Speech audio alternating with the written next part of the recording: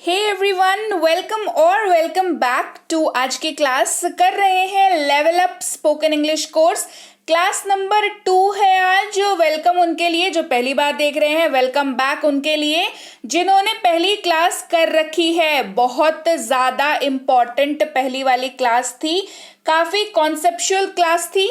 तो I hope आपको समझ में आ गई है, आपने बढ़िया तरीके से उस क्लास को कर लिया है। बता दूं जिनको नहीं पता, लेवल अप स्पोकन इंग्लिश का कोर्स चल रहा है फिलहाल। फ्री स्पोकन इंग्लिश का कोर्स है। मात्र 15 दिनों में जीरो से अंग्रेजी बोलना सीखेंगे। आपको हर क्लास की पीडीएफ नोट्स प्रोवाइड कर रही हूं। साथ ही पूरा कोर्स खत्म हो जाने पर आपको ई बुक भी दी जाएगी। क्लास हर ऑल्टरनेट डे, यानी कि जैसे आज क्लास आ रही है ना, आज आप देख रहे हैं क्लास को, आज क्लास आ गई, कल छोड़ के फिर परसों क्लास आएगी। इसको ऑल्टरनेट डे कहते हैं। तो हर ऑल्टरनेट डे क्लास आएगी। 15 दिनों की कोर्स है, फ्री स्पोकन इंग्लिश की कोर्स है। इतना काफ़ी है spoken English level up course के लिए इंट्रोडक्शन। इससे ज़्यादा इंट्रोडक्शन के लिए क्लास 1 तो आपको देखनी ही पड़ेगी, क्योंकि कॉन्सेप्ट आप तभी समझ पाएंगे और इस क्लास को रिलेट कर पाएंगे। चलिए इस क्लास को शुरू करते हैं। सबसे पहले एक क्विक सा रिवीजन करते हैं कि पिछले क्लास में हमने क्या किया था। हमने पिछले क्लास में बात की थी कि अंग्रेजी बोलने का एक गोल्डन फॉर्मूला है। क्या है? Golden formula. और पूरी अंग्रेजी इसी गोल्डन फॉर्मूला के ऊपर बेस्ड है। पूरी अंग्रेजी जो है मात्र 3 शब्दों का खेल है, ओनली 3 वर्ड्स। तो पिछली क्लास में तीनों के तीनों को एक्सप्लेन किया था और कहा था आगे वाली क्लासेस में एक एक करके सब पे मास्टरी करेंगे। पिछली वाली क्लास में सबसे पहले बता दूं 3 शब्द कौन कौन से हैं। 3 मैजिकल वर्ड्स, जी नहीं, SVO, ये है वो 3 मैजिकल वर्ड्स, यानी कि सब्जेक्ट वर्ब ऑब्जेक्ट। ये है वो 3 मैजिकल वर्ड्स, यानी कि गोल्डन फॉर्मूला के लिए 3 शब्द को आपको जानना जरूरी है, क्योंकि पूरी अंग्रेजी, मैं पिछली क्लास में भी बता चुकी हूं, पूरी अंग्रेजी इन्हीं 3 शब्दों के इर्द गिर्द घूमती रहती है। पिछली क्लास में हमने पढ़ा सब्जेक्ट को बहुत ज्यादा डिटेल से, कैसे काम करता है, वाक्य में क्या क्या हो सकता है और किस तरीके से आप पहचान सकते हैं, कैसे इस्तेमाल कर सकते हैं, मोस्ट यूज्ड क्या क्या होते हैं, वो सब कुछ हमने पिछली क्लास में कर लिया था। तो आज बारी है बीच वाले शब्द की, जो कि है वी, जिसको कहते हैं वर्ब। चलिए क्विक से रिवीजन कर लेते हैं कि हमने एक वाक्य का एग्जाम्पल लेकर के कि क्या होता है, कैसे इस्तेमाल होता है। एक वाक्य लीजिए, वह बाजार जाता है। ये वाक्य है, वह बाजार जाता है। इस वाक्य को बनने के लिए अंग्रेजी में मात्र 3 शब्दों की जरूरत है। एक है एस, एक है वी, एक है ओ। जो एस है वहां पर वो है ही, क्योंकि वह की अंग्रेजी होती है ही, और ये है सब्जेक्ट हमारा, यानी कि सब्जेक्ट हमें मिल गया। गोज जो है वो वर्ब है यहाँ पर, क्योंकि बाजार जाने की बात हो रही है तो गोज यहाँ पर वर्ब हो गया। और टू मार्केट यहाँ पर ऑब्जेक्ट हो गया, क्योंकि हमारे पास SVO, हम लोग गोल्डन फॉर्मूला पढ़ रहे हैं SVO का। और ऐसे ही SVO की मदद से आप आसानी से वाक्य जो है वो अंग्रेजी में कन्वर्ट कर सकते हैं, अगर आप SVO को अच्छे से समझ ले, पढ़ ले, सीख ले, इस्तेमाल करना जान जाए। ठीक है, पिछली क्लास में S यानी कि सब्जेक्ट को बहुत ही बारीकी से हमने जाना। आज है बारी किसकी? वी की। तो चलिए क्लास को शुरू करते हैं। Hey everyone, welcome to B Banker spoken English class. स्वागत है आपका आज की क्लास में। मैं हूं प्रीति मैम, जो जानते हैं उनके लिए, और जो नहीं जानते हैं भाई, मैं हूं प्रीति मैम। अगर आप इस चैनल पर पहली बार आ रहे हैं तो सब्सक्राइब बटन पर क्लिक करके बेल नोटिफिकेशन ऑन कर दीजिएगा, ताकि जब भी हमारी कोई नई क्लास आए आपको पता लग जाए। और जब भी मैं फ्री वाले कोर्स कराऊं तो आपको पता लगे और आप आकर के कोर्स कर पाए, ताकि आप बाद में ये अफसोस ना करें कि है जब कोर्स कराया जा रहा था तब मैंने क्यों नहीं की। तो सब्सक्राइब जरूर कर लीजिएगा, क्योंकि फ्री कोर्स मैं कराती रहती हूँ चैनल पर। ठीक है, अच्छा जी, आपको अगर ई बुक्स चाहिए, आप चाहते हैं कि आपके पास ई बुक्स हो अंग्रेजी सीखने के लिए, तो ये रही आपके सामने स्क्रीन पर ये 4 किताबें। नीचे लिखी वेबसाइट www. जो लाइन लिखी हुई है, इस वेबसाइट पर जाकर के इसको अपने मोबाइल पर टाइप करेंगे, सर्च करेंगे, वेबसाइट पर पहुंचेंगे, चारों ई बुक्स आपको आपके सामने मिलेंगी। चारों को चारों डाउनलोड कर लीजिए, अपनी मोबाइल पर रख लीजिए, पढ़िए और इनसे रिलेटेड क्लासेस को अटेंड करिए। देखिए आपकी अंग्रेजी कैसे दिन ब दिन तरक्की करती चली जाएगी। और अब चलिए आज के क्लास का जो मतलब टॉपिक है दैट इज वर्ब। तो आज हम लोग पढ़ेंगे वर्ब क्या होता है, वर्ब क्या क्या हो सकता है, या वर्ब के जगह पर क्या क्या आ सकता है। पूरा का पूरा वर्ब जो है वो काफी गहराई से आज हम लोग पढ़ के बिल्कुल ही मतलब समझ जाएंगे, सीख जाएंगे, और इससे रिलेटेड जो भी चीजें होंगी वो आपको समझ में आ जाएंगी। तो सबसे पहले बात कर लेते हैं वर्ब यानी कि क्रिया।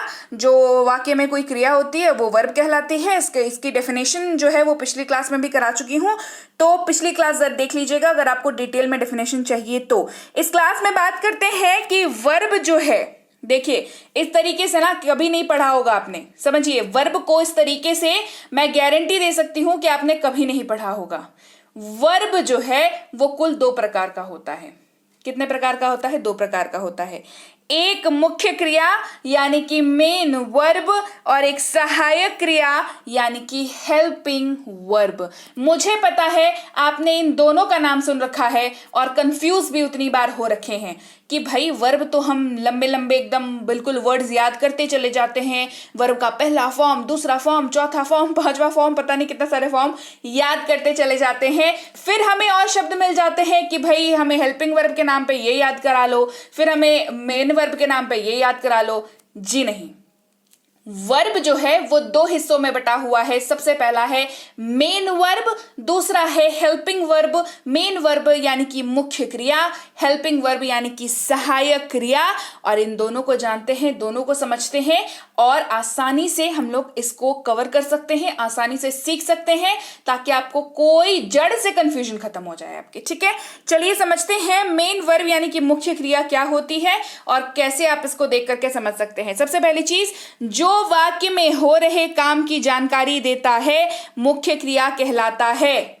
जो वाक्य में हो रहे काम की जानकारी देता है मुख्य क्रिया कहलाता है। और ये वाक्य में अकेले भी आ सकता है, मतलब ये वाक्य में अकेले रह करके भी वाक्य के मायने जो है वो कंप्लीट कर सकता है।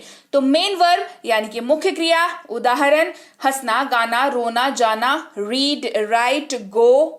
इस तरीके के जो शब्द आप पढ़ते हैं या याद करते हैं ये मेन वर्ब यानी कि मुख्य क्रिया कहलाते हैं। और जैसा कि मैंने बताया ये अकेले भी वाक्य का एक सही मीनिंग जो है वो बना सकते हैं। जैसे आई रीड, आई रीड, आई गो। ये वाक्य जो है बहुत आसान है ना, मैं जाता हूं, आई गो। ये एक जो वाक्य है वो अपने आप में कंप्लीट है, और यहां पर हमारा मेन वर्ब काम कर रहा है गो, और वाक्य बन गया। समझ रहे हैं बात को? तो मेन वर्ब अकेले भी वाक्य बना सकता है, मतलब आई के साथ मिलकर के ये आराम से वाक्य बना लिया, इसके साथ सब्जेक्ट के साथ मिलकर के ये वाक्य बना सकता है। ये हो गया मेन वर्ब की बात। अब बात करते हैं सहायक क्रिया यानी कि हेल्पिंग वर्ब के बारे में। ध्यान से सुनिएगा, जो क्रिया मुख्य क्रिया यानी कि मेन वर्ब की सहायता करता है हेल्पिंग वर्ब कहलाता है, यानी कि सहायक क्रिया कहलाता है। समझिए इस चीज को, जो वर्ब यानी कि जो क्रिया एक वाक्य में हेल्पिंग वर्ब जो है उसका हेल्प कर रहा है। क्या कर रहा है? हेल्प कर रहा है ताकि वो वाक्य बना पाए। कौन बना पाए? मेन वर्ब जो है वो वाक्य बना पाए सही मायने के साथ।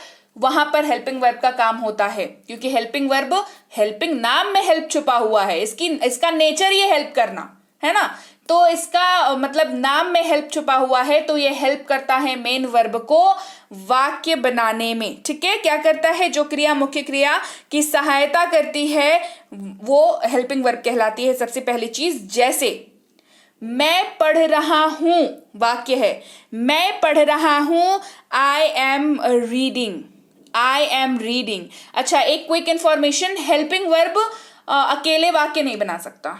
ठीक है, उसको चाहिए हमेशा सपोर्ट, उसको चाहिए। ठीक है, वो अकेले, आप जैसे मैंने इसके पहले वाले मेन वर्ब में बताया कि उसने अकेले ही वाक्य बना लिया, पर हेल्पिंग वर्ब अकेले वाक्य नहीं बना सकता। याद रहेगी बात। चलिए उदाहरण देख के बेहतर समझते हैं। मैं पढ़ रहा हूं, आई एम रीडिंग। इस वाक्य में एम जो है वो एक हेल्पिंग वर्ब है जो मेन वर्ब रीडिंग को वाक्य बनाने में मदद कर रही है। अगर इस वाक्य से हेल्पिंग वर्ब हटा दे तो हो जाएगा आई रीडिंग, जो कि गलत है ना। आई एम अगर लगा दे, रीडिंग हटा दे तो भी गलत है। है ना। आई एम रीडिंग मतलब वाक्य के मायने नहीं निकल रहे उस केस में, है ना।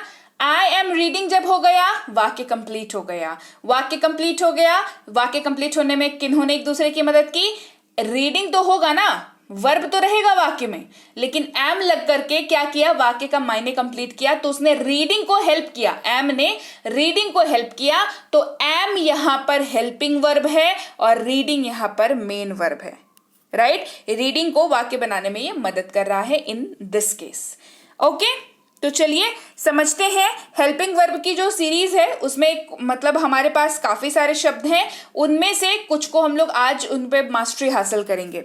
सबसे पहले बात करेंगे हम इन कुछ शब्दों की जिनको मोडेल्स के नाम से भी जाना जाता है, जैसे can, will, shall, could, would, should, may, might, must. ये सारे को आज हम लोग जानेंगे। इनका मतलब जितना भी यूजेज होता है, जिस तरीके से ये इस्तेमाल होते हैं वाक्य में, आपको इनको इस्तेमाल करने से पहले किस चीज का ध्यान रखना चाहिए और आप कैसे किस स्ट्रक्चर की मदद से इनका इस्तेमाल किसी भी वाक्य में कर सकते हैं, ये सब कुछ आज जानेंगे। तो चलिए सबसे पहले शुरुआत करते हैं कैन से। कैन का जो अर्थ होता है, जो मतलब होता है कैन का, वो होता है सकता हूं, सकता है, सकती है, सकते हैं, ये होता है कैन का मतलब। ठीक है, अब इसका जो यूज है वो दो तरीके से किया जाता है। ठीक है, दो तरीके से, मतलब ये हो गया यूज दो तरीके से होता है। कैन जो है वो मुख्य रूप से, ध्यान दीजिएगा, मुख्य रूप से योग्यता अथवा क्षमता व्यक्त करने के लिए उपयोग होता है। मतलब ऐसा कोई भी वाक्य अगर आप कह रहे हैं जो आपकी क्षमता को दिखा रहा हो, या किसी और के बारे में भी बात कर रहे हो, जो भी आप वाक्य बोल रहे हैं वो वाक्य अगर क्षमता दिखाने वाला हो, योग्यता दिखाने वाला हो, आप तो वहां पर आप कैन का यूज करेंगे उसकी अंग्रेजी में। इसके अलावा कैन का प्रयोग अनुमति लेने या देने या फिर संभावना व्यक्त करने के लिए भी किया जाता है। ये इसका यूजेज है ना। सबसे पहला क्या याद रखना है कि सबसे पहला तो आपको मतलब क्षमता योग्यता दिखाने के लिए यूज किया जाता है, और इसके अलावा इसका जो यूज है मतलब आप बहुत जगहों पर देखेंगे कि इसका यूज जो है वो हो रहा है। तो ये अनुमति लेने या देने या संभावना व्यक्त करने के लिए भी इसका उपयोग किया जाता है, राइट। कैन को वाक्य में प्रयोग करते समय ध्यान रखिए, कुछ बातों का ख्याल रखना होता है। कैन को वाक्य में प्रयोग करते समय हमेशा हमेशा वर्ब के पहले फॉर्म का यूज किया जाता है, यानी कि कैन के साथ जो वर्ब फॉर्म लगेगा वो वर्ब का पहला फॉर्म लगेगा। ठीक है, ये वाला स्ट्रक्चर है subject can V1 other words. ठीक है, ये स्ट्रक्चर हो गया हमारा। इस स्ट्रक्चर को हमेशा याद रखेंगे जब भी कैन का यूज करेंगे। जैसे वह इस समस्या को हल कर सकता है, वह इस समस्या को हल कर सकता है। अब इस वाक्य को पढ़ के बताइए, जिसके भी बारे में ये वाक्य आप कह रहे हैं, आप उसकी क्षमता दिखा रहे हैं या नहीं? दिखा रहे हैं ना, कि वह इस समस्या का हल कर सकता है। मतलब आपसे नहीं हो रहा, किसी और से नहीं हो रहा, लेकिन जिसके बारे में आप बात कर रहे हैं उससे हो जाएगा, तो ये वाक्य क्षमता दिखाने वाला हो गया। कैन का इस्तेमाल करेंगे, बिल्कुल करेंगे। He can solve this problem. Structure में चलिए फिट करते हैं। सब्जेक्ट ही हो गया, कैन के जगह पर आ गया। हल करना यानी कि सॉल्व करना, सॉल्व का वर्ब V1 सॉल्व होता है, और दिस प्रॉब्लम ये तो अदर वर्ड्स है क्योंकि वाक्य में बचा हुआ है वही, है ना। तो he can solve this problem. हम कुछ भी सीख सकते हैं, हम कुछ भी सीख सकते हैं, ये क्या है? ये भी क्षमता दिखा रहा है, right. We can learn anything, we can learn anything, right. आगे बढ़ते हैं, बात करेंगे कुड की। COULD, कुड की बात करते हैं। कुड का इस्तेमाल आपको दिखेगा सका सकी सके, या पाया पाई पाए, या सकता था सकती थी सकते थे, ऐसे भी यूज हो जाता है। ठीक है। यूज किस किस तरीके से, मतलब क्या क्या ध्यान रखेंगे यूज करते वक्त। ये कुड जो है वो बीते हुए समय में किसी की योग्यता को व्यक्त करने के लिए इसका प्रयोग किया जाता है। बीते हुए समय में किसी की योग्यता को दर्शाने के लिए इसका इस्तेमाल किया जाता है। इसके अलावा कुड का प्रयोग कम संभावना व्यक्त करने के लिए भी किया जा सकता है। मतलब जब दृढ़ निश्चय वाली संभावना ना हो, जिस चीज के बारे में आप एकदम श्योर ना हो लेकिन आपको लग रहा हो, कहीं ना कहीं ऐसे फीलिंग आ रही है कि नहीं हो सकता है, या मतलब इस तरीके से, तो वहां पर कम संभावना जहां पर हो वहां पर भी कुड का प्रयोग जो है वो किया जाता है। इसके अलावा कुड का प्रयोग कैन से अधिक नम्र रूप पर परमिशन या रिक्वेस्ट लेने के लिए भी किया जाता है। समझिए अब इस बात को, क्या मैं यहां पर कहना चाह रही हूं। कुड का प्रयोग आप परमिशन यानी कि अनुमति लेने के लिए, रिक्वेस्ट करने के लिए कर सकते हैं, लेकिन ये थोड़ा जब आप नम्र होकर के, थोड़ा सा मतलब थोड़ा पोलाइटली जब आप रिक्वेस्ट कर रहे हो किसी को, पोलाइटली अगर किसी से परमिशन लेना है, किसी से कोई काम करवाना है, तो वहां पर कुड का प्रयोग कर सकते हैं। नम्र रूप से, अधिक नम्र रूप से, मतलब कैन का प्रयोग मतलब मान लीजिए एक क्वेश्चन है, एक रिक्वेस्ट है, या एक तरीके से कह लीजिए एक परमिशन है, जिसका इस्तेमाल अगर आप कैन का इस्तेमाल करके करेंगे, वो जितना नम्र होगा उससे कहीं ज्यादा नम्र जो है वो कुड का यूज करके करेंगे तो वो ज्यादा पोलाइट लगेगा, ज्यादा डाउन टू अर्थ लगेगा, ज्यादा नम्र लगेगा। ठीक है, तो कुड का यूज करते वक्त आपको इस चीज का भी ध्यान रखना है। कुड का वाक्य प्रयोग करते वक्त हमेशा वर्ब के पहले फॉर्म का यूज होता है। ये स्ट्रक्चर देख लीजिए, subject plus could plus V1 plus other words, ये स्ट्रक्चर है कुड का। आपको इसको यूज करना है जब भी आप कुड का यूज करना चाहें अपने किसी भी वाक्य में। समझते हैं इसका इस्तेमाल। मैं वहां नहीं जा सका, मैं वहां नहीं जा सका। ठीक है, क्या हो जाएगा, I could not go there, I could not go there. ठीक है, स्ट्रक्चर में देख लेते हैं। सब्जेक्ट हो गया आई, कुड जो है वो लगेगा ही और नहीं लगा हुआ था तो नॉट लग गया। वर्ब का पहला फॉर्म गो और देयर बचा तो वो अदर वर्ड्स की कैटेगरी में आ गया। ये हो गया I could not go there. आगे बढ़ते हैं, दूसरा उदाहरण देखते हैं। वह नदी पार कर सकता था, वह नदी पार कर सकता था। ठीक है, क्या हो जाएगा, सब्जेक्ट यानी कि ही, कुड के जगह पर कुड रह जाएगा। वर्ब 1 पार करना यानी कि क्रॉस, वो V1 जो है वो रह जाएगा और OW द रिवर बचा, ये हो जाएगा। अब समझिए यहाँ पर क्या है कि वह नदी पार कर सकता था, ये आप क्या कह रहे हैं, ये पास्ट की बात हो रही है ना। पार कर सकता था लेकिन किया तो नहीं ना उसने, पार कर सकता था, तो ये पास्ट में जो इस्तेमाल होता है कुड का बीते हुए समय की योग्यता को व्यक्त करने के लिए, मतलब आपको पता था कि कर सकता था पर नहीं किया, इस टाइप से, तो बीते हुए समय की योग्यता को दर्शाने के लिए इसका इस्तेमाल जो है वो मतलब किया जाता है। चलिए बढ़ते हैं आगे, बात करते हैं शुड की।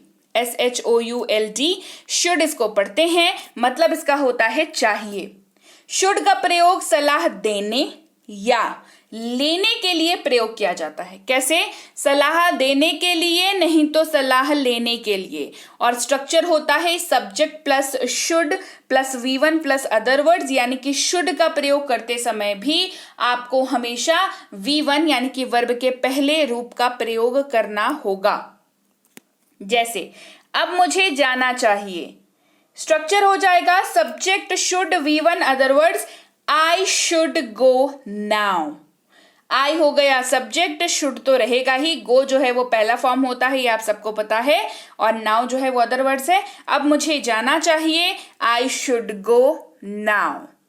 तुम्हें ये पता होना चाहिए, सलाह दे रहे हैं ना, तुमको नहीं पता है, अरे गजब बात है, तुमको नहीं पता है, तुमको पता होना चाहिए ना, ये सलाह दे रहे हैं किसी को, राइट।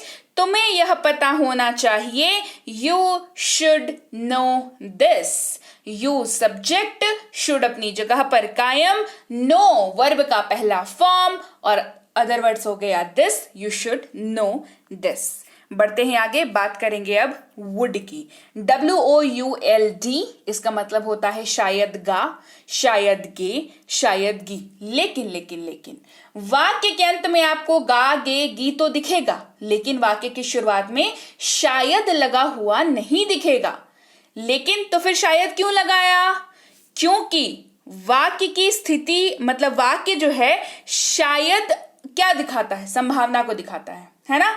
तो वुड का यूजेज जो है वो ऐसा होता है कि शायद फीलिंग आ जाती है, पर शायद वाक्य में दिखेगा नहीं आपको। ओके, वाक्य की स्थिति पास्ट में हो तथा उसका भाव फ्यूचर में हो तो वुड का यूज करेंगे। कब करेंगे? वाक्य की स्थिति पास्ट में लेकिन उसका भाव फ्यूचर में, तो वुड यूज होगा। वुड का प्रयोग अधिक संभावना व्यक्त करने के लिए किया जाता है, मतलब संभावना जो है इस बारी स्ट्रॉन्ग होगी तो वुड का यूज करेंगे। ठीक है, अधिक संभावना होगी किसी को, मतलब ऐसी सिचुएशंस होती है ना जहां पर आपको रिजल्ट लगभग पता होता है ना, मतलब आप जो संभावना जताते हैं बहुत हद तक संभव है कि वही चीज हो जाए, तो अधिक संभावना वाले सिचुएशन में वुड का यूज किया जाता है। और वुड का स्ट्रक्चर समझ लीजिए कि वुड को वाक्य में प्रयोग करते समय हमेशा वर्ब का पहला फॉर्म यूज होता है। यह स्ट्रक्चर हो गया subject plus would plus V1 plus other words, ये वाला स्ट्रक्चर जो है वो यूज होगा। उदाहरण देखते हैं, वह मैच जीत जाएगा, वह मैच जीत जाएगा, यह है वाक्य। He would win the match, subject would V1 other word, structure तो समझ में आ ही गया है। वह मैच जीत जाएगा, ही वुड विन द मैच, ये आप संभावना जता रहे हैं, हो सकता है मैच न जीते, क्योंकि हमने देखा है जीते हुए मैच भी कई बार जो है वो चल जाते हैं ना, नहीं हार जाते हैं हम लोग कई बार, है ना। तो संभावना जता रहे हैं तो हमने वुड का इस्तेमाल किया, he would win the match. वे हमारी मदद करेंगे, दे वुड हेल्प अस, वे हमारी मदद करेंगे, they would help us. And time पे नहीं किया तो हो सकता है ना, कह दिया पहले प्रॉमिस कर दिया मदद करेंगे बट नहीं किया लेटर ऑन, है ना, तो संभावना वाले वाक्य हैं, इसी वजह से वुड का यूज किया जा रहा है अंग्रेजी बोलते वक्त। मुझे पता था वह हारेगा, मुझे पता था वह हारेगा, ये संभावना है? जी नहीं, ये वुड का वो वाला प्रयोग है जहां पर मैंने आपको बताया कि वाक्य की स्थिति पास्ट में हो और उसका भाव फ्यूचर में। मुझे पता था, वाक्य का भाव पास्ट में, वह हारेगा फ्यूचर में। I knew he would lose, I knew he would lose। आ रही है बात समझ में? क्लास समझ में आ रही है ना? अब कंफ्यूजन रहेगी इन सब चीजों में? नहीं रहेगी ना? चलिए आगे बढ़ते हैं। अगला शब्द है हमारे पास विल, जिसका सीधे सीधे मतलब होता है गा गे गी। वाक्य के अंत में दिखे तो विल का यूज कर लेंगे। इसका प्रयोग वादा, इच्छा, इरादा, दृढ़ निश्चय, हठ आदि भावों को प्रकट करने के लिए किया जाता है। मतलब हठ का मतलब होता है जिद, है ना, जिद्दी, कोई जिद्दी है एकदम, तो मतलब वो भी विल का प्रयोग करता है। भावों को प्रकट करने के लिए किया जाता है। विल का स्ट्रक्चर आपके सामने है। विल के साथ भी वर्ब के पहले फॉर्म का यूज होगा, subject plus will plus V1 plus other words, ये हो जाएगा। जैसे वह जाएगा, ही विल गो, वह जाएगा, ही विल गो, स्ट्रक्चर है subject plus will plus V1 plus other word, subject हो गया ही, विल हो गया विल अपनी जगह पर, V1 जो है वो हो गया गो, अदर वर्ड्स इस वाक्य में नहीं है। वे बाजार जाएंगे, they will go to market, they हो गया सब्जेक्ट, विल अपनी जगह पर, गो जो है V1 हो गया, टू मार्केट अदर वर्ड्स हो गया। राइट, बात याद रहेगी। आगे बढ़ते हैं। अब विल की बात करें और शैल की बात ना करें तो कमेंट सेक्शन में होगा कि मैम शैल के बारे में भी बता दीजिए, तो मुझे पता चल जाता है आपके मन में क्या चल रहा है। तो शैल मैंने ऑलरेडी आपको यहाँ पर मैं करा रही हूँ। शैल का जो अर्थ है वो होता है गा गे गी। वाक्य के अंत में अगर दिखे तो आपको शैल का यूज करना होता है उस वाक्य में। लेकिन कब करेंगे सुन लीजिए। अब शैल जो है व्यवहारिक तौर पर स्पोकन इंग्लिश में इस्तेमाल नहीं होता। तो जिस स्तर का कोर्स आप कर रहे हैं, लेवल अप कोर्स आप कर रहे हैं, मतलब अपने लेवल को अप करने के लिए कोर्स कर रहे हैं, तो आपको इस फेज में जब आप सीख रहे हैं बस चीजों को, तो शैल का व्यवहारिक तौर पर उपयोग नहीं किया जाता है, तो आपको शैल को पढ़ने की जरूरत नहीं है। बट हाँ, एडवांस लेवल की अंग्रेजी जब आप सीखेंगे, जो मैं ही आपको आगे आने वाले समय में एडवांस कोर्सेज भी कराऊंगी, तो एडवांस वाले कोर्सेज में कई जगहों पर, मतलब बहुत कम ही, लेकिन कई जगहों पर हो जाता है थोड़ा बहुत, है ना। तो वो एडवांस वाले कोर्स जब कराऊंगी तब उस टाइम पे शैल के बारे में सारी बातें करेंगे। फिलहाल आप यही याद रखिए कि इसका इस्तेमाल व्यवहारिक तौर पर स्पोकन इंग्लिश में नहीं किया जाता है। ओके, चलिए आगे बढ़ेंगे, बात करेंगे माइट की। MIGHT, माइट इसको पढ़ते हैं। इसका मतलब होता है शायद सकता है, शायद सकती है, शायद सकते हैं। ठीक है, ये इस्तेमाल होता है और इन वाक्यों में शायद आपको दिख जाएगा मोस्ट ऑफ द टाइम्स। ठीक है, लेकिन माइट का उपयोग जो है सामान्यतः कम या न के बराबर संभावना व्यक्त करने के लिए किया जाता है। मतलब संभावना है न के बराबर, तो माइट का यूज हो जाएगा। माइट का स्ट्रक्चर, माइट के साथ भी हमेशा वर्ब के पहले फॉर्म का यूज होगा, मतलब V1 का यूज होगा। ये वाला subject might V1 plus other words, जैसे शायद बारिश हो सकती है, इट माइट रेन। शायद बारिश हो सकती है, इट माइट। अब बताइए इस वाक्य की जो संभावना है वो कितनी है? इस वाक्य की संभावना जो है वो न के बराबर है, क्योंकि जब भी संभावित किया जाता है उस वक्त बारिश नहीं होती है ना। तो ऐसी कोई सिचुएशन जहां पर सामान्यतः कम या न के बराबर संभावना है, तो माइट का यूज करेंगे हम लोग, है ना। शायद बारिश हो सकती है, इट माइट रेन। इट हो गया सब्जेक्ट, माइट अपनी जगह पर, और रेन होता है वर्ब का पहला फॉर्म, इट माइट रेन। और अदर वर्ड्स इस वाक्य में नहीं है। दे माइट बी लेट, उन्हें शायद देर हो सकती है।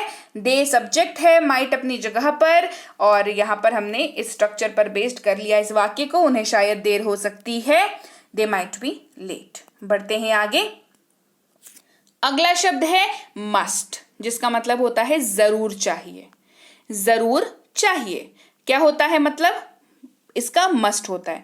मस्ट के प्रयोग से किसी वाक्य पर दबाव डाला जा सकता है। जब आप किसी वाक्य पर जोर डालना, जो आप कह रहे हैं उस पर अगर आप जोर डालना चाहते हैं, दबाव डालना चाहते हैं, अपनी बात को प्रभावशाली बना करके कहना, कन्वे करना चाहते हैं, तो आप मस्ट का यूज करेंगे। जैसे अवश्य, जरूर, या करना ही चाहिए। इस तरीके से बात करते हैं ना, करना ही है, तो क्या कर रहे हैं? तीनों केसेस में जोर डाल रहे हैं, है ना। जैसे मैं आपको कैसे पढ़ाती हूं कि आपको ये होमवर्क करना ही है, तो मैं आपको होमवर्क कराने के लिए जोर डाल रही हूं, राइट। तो मस्ट का, इसका जब अंग्रेजी होगा तो मस्ट का यूज होगा। ओके, मस्ट को वाक्य में प्रयोग करते समय वर्ब के पहले फॉर्म का यूज होता है। स्ट्रक्चर हो जाएगा subject plus must plus V1 plus other words. उदाहरण, उसे अवश्य जाना चाहिए, ही मस्ट गो। उसे अवश्य जाना चाहिए, ही मस्ट गो। मुझे अवश्य उनकी मदद करनी चाहिए, आई मस्ट हेल्प देम।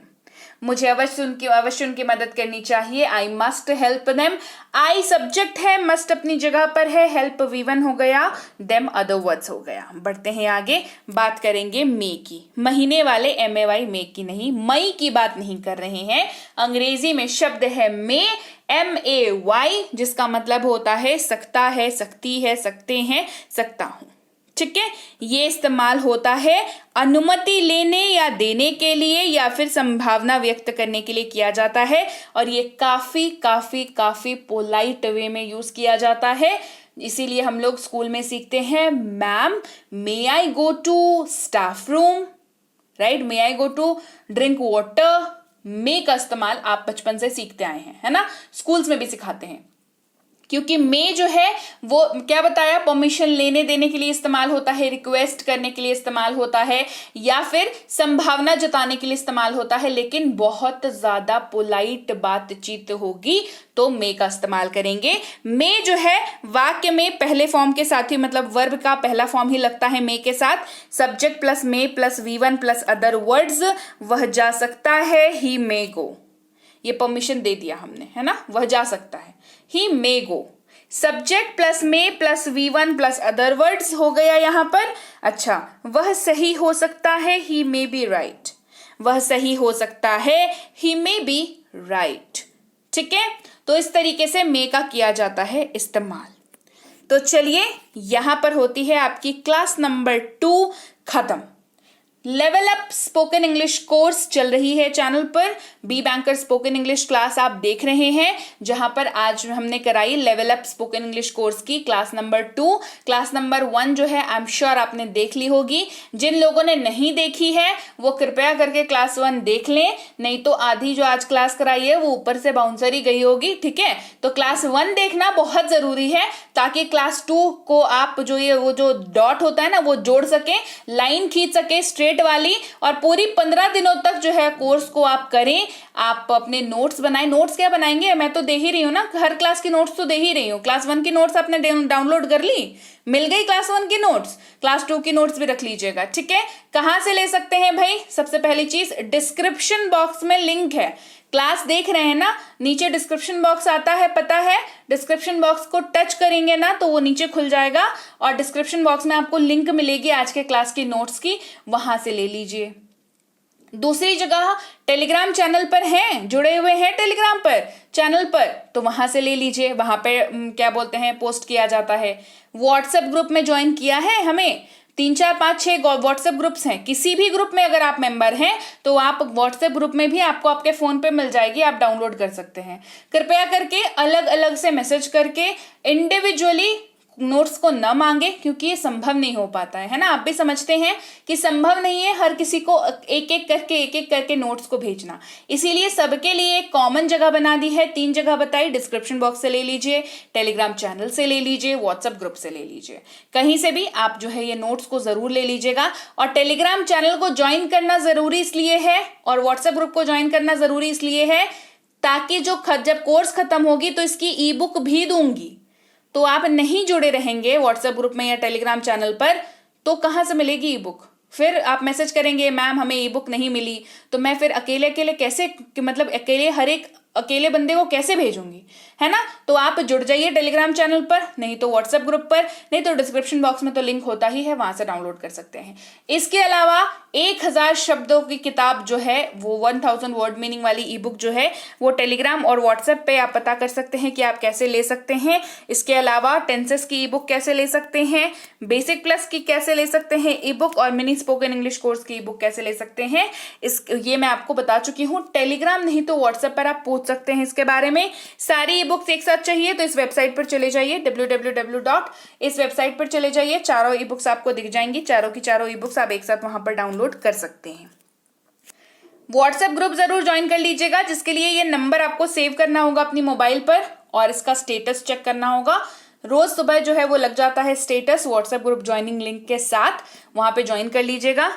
इस नंबर के जरिए ही आप टेलीग्राम का चैनल ज्वाइन कर सकते हैं, इस लिंक के जरिए भी ज्वाइन कर सकते हैं। 2 बातों का ख्याल रखेंगे। सबसे पहली चीज, बी बैंकर एजुकेशन सॉल्यूशन नाम से टेलीग्राम का चैनल है, 18,000 से ज्यादा सब्सक्राइबर्स हैं, वहीं पर नोट्स मिलता है, वहीं पर ई बुक्स की जानकारी भी मिल जाएगी, तो उसको ज्वाइन कर लीजिएगा साथ में। ठीक है, वहां पर आप अगर आपको पेड कोर्स करने की इच्छा हो कभी तो प्रीमियम स्पोकन इंग्लिश का कोर्स कराया जाता है, बेसिक इंग्लिश रीडिंग का कोर्स कराया जाता है, तो दोनों में से कोई भी कोर्स अगर करने की इच्छा कभी आपकी हुई तो जरूर से कर लीजिएगा। और मैं आपसे मिलूंगी आपकी अगली क्लास में। Till then, thank you so much for watching. Stay tuned to B Banker spoken English class.